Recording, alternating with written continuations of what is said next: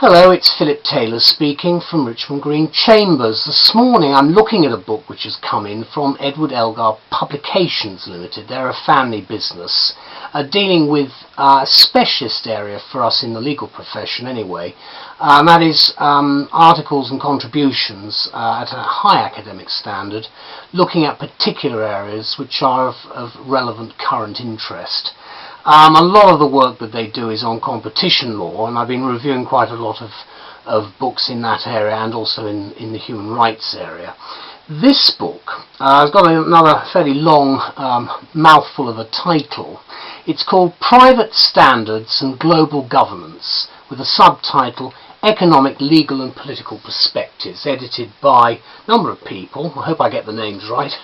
Axel Marx, Meet Martins, Johan Swinnen and Jan Wouters.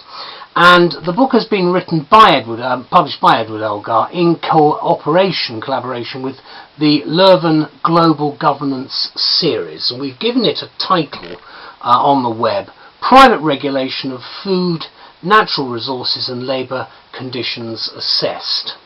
Now this is the book itself. You can see it's only a light book, spine and then the back. And what we've got inside it is standard index at the back, which you can see there. Runs to something of just over 300 pages. Very much the standard structure of the sort of book you're looking at with Edward Elgar.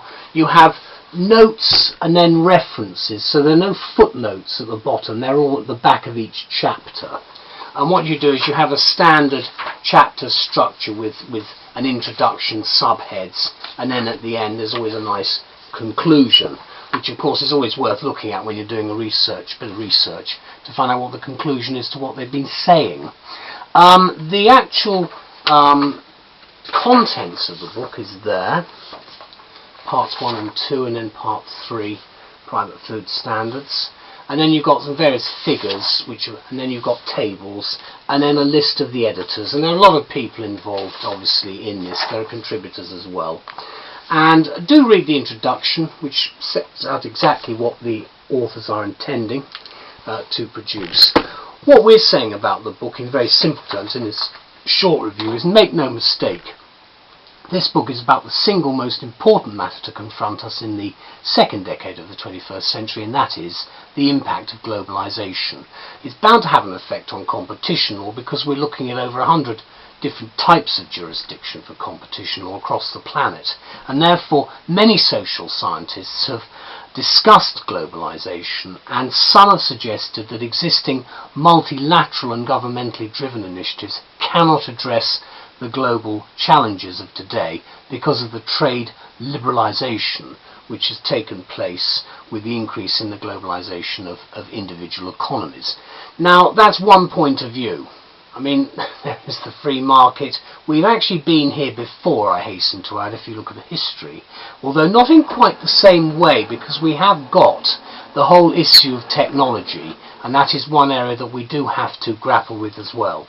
So I think we can sum it up by saying it's a fair statement to many, but we do welcome the assessment that is made in this book by the various authors.